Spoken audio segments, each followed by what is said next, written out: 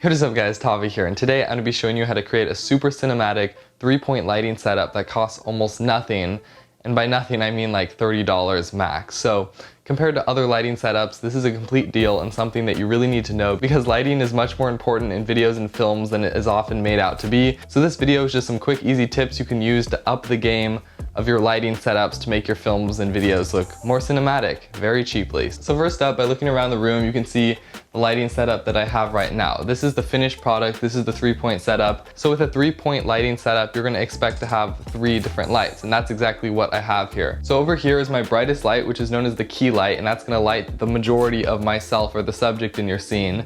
Over here I have the fill light, which fills in the rest of the room, and then behind me I have the hair light or backlight or whatever you want, which kind of fills in the back and gives some depth to your character. So just to start out and show you how I would light a scene, I'm going to remove all the lights, turn on the base light in the room, and start from scratch to kind of show where to place the lights depending on your situation. Okay, so if you just walked into this room and left the main fan light on, this is what it would look like. It's super flat lighting, everything's pretty much the same, and there's no contrast between myself, the background, or anything. The light's coming from the top, it's really harsh.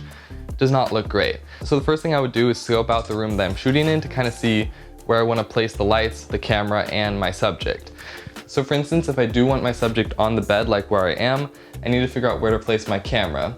So I'm going to look at the scene and see where the best place for lights would be, and for this instance I'm going to put the camera here. Now why I'm putting the camera here is because I can see that there's a window on this side and on this side of the room, meaning that there is natural light supposed to be flowing in both of these sides. Along with that, I can see that there is a practical light right here as well as right here. So you need to keep both of those in mind when you're actually shooting the scene, because if you want to be showing different angles of the room, you want the lighting to look accurate to how the lights would actually show on the person in the room. So with lighting the scene, I'm going to turn off the ugly overhead light and start with just the key light to show you how you would start from scratch in this instance. So with the overhead light off, you can see that the room is pretty dark. There's not a lot of light coming in, which is ideal because windows, although they do let pretty nice light in, it's not very controlled because if the sun's changing, the lighting's going to be shifting. So you want most of the light off the windows blocked off, and since this is day, it doesn't have to be completely black, but just the less light is probably better. So the first light I'm going to put in is my key light, which is the brightest light in the scene. And what I want to do is make it look most accurate to the scene, because I know that I have a window and a practical light over here, so it would make a lot of sense to have the key light over on this side since my subject is going to be right over here. So that's exactly what I did. I plugged in the light, which all of them are can lights. They're like $10 at Home Depot, super cheap, and it's just an LED bulb inside. What I'm going to do is just stick it over here on the side because they clamp down pretty much anywhere, super versatile and nice. And what I'm going to do is just turn it on and see what it looks like. And so now you can see the room is very bright, looks extremely different, and if I look at my camera for some reference to what the shot's going to look like, you can see that this key light right now is too bright. It's overexposing this side and it looks really harsh against my skin, which is not exactly what I want in this instance. Could be a stylistic look, but usually not that desirable. So the first thing I'm going to do is actually point the can light up because it's tilting a bit too much at me, and if I point it up, it will reflect off the top, giving a more balanced light down. So if I look at that now, you can see that it's a bit softer, but still not where I want, so I'm going to add some diffusion onto it. And since we're going cheap here, something that you can use for diffusion is this wax paper. So if you're using LED lights that don't get really hot, and you need to make sure they aren't because you don't want anything to catch on fire, but if they're LED and they don't get hot, you can use this wax paper and it works really well as diffusion. So if I just come over here, grab some of this wax paper along with the C47 and then stick it over the light and clamp it down, you can see that when I come back, the light is much more diffused than it was before, adding this nice glow over here, but also lighting up the scene as a key light should. So brightly, but also diffused. Now the second light you need to add to your scene for this 3-point setup is known as the fill light.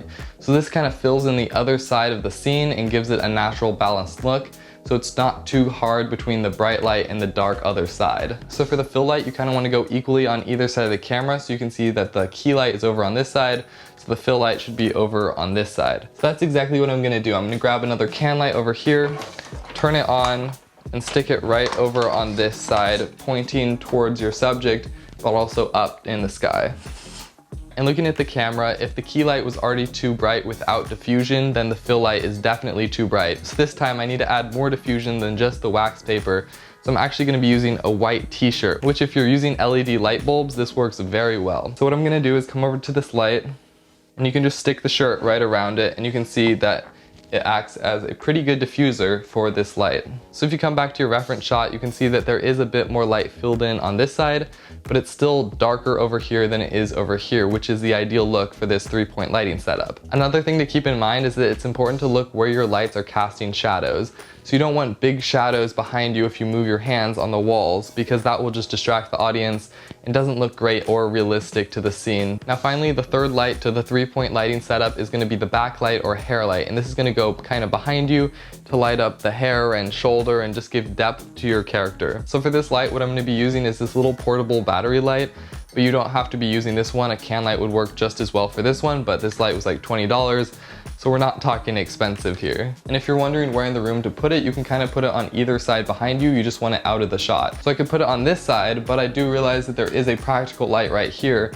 So if I lean it up right against here, turn it on, this gives the most realistic look to the scene itself. You can see that there's no light here, but if I turn it on a little bit, you can see that adds a little bit of depth to this side of my face along with this side over here. So it does add a little bit of three-dimensional look to the scene, which is very helpful in making things look more cinematic. So just so you can see what each light looks like individually, I'm going to cycle through each one so you can get an idea on how the lights look when they're just by themselves. This is what no lights in the scene look like. You can see that there is a bit of light coming in through the windows on either side, lighting me up, but it's really not much at all. So this is the key light. It by far adds the most light to this side of my face.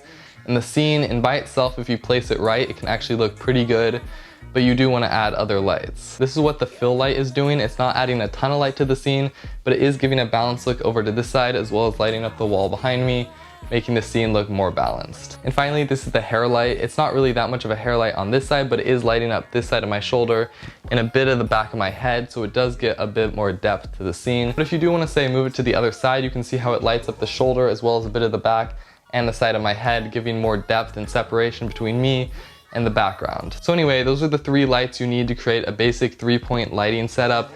It's really simple, really cheap if you're using these basic lights, and you can still make it look good no matter what. It's just important to remember to actually practice these techniques when you're going into shooting. Again, this is a really low budget option for lighting because lights usually cost between $200 and $500 a piece, and even go way up from there when you're talking about video lights. So video lights get really expensive and it can become daunting because they are so expensive, so you kind of want to avoid lighting overall. But it's really important, and you can do it easily and cheaply using lights like these.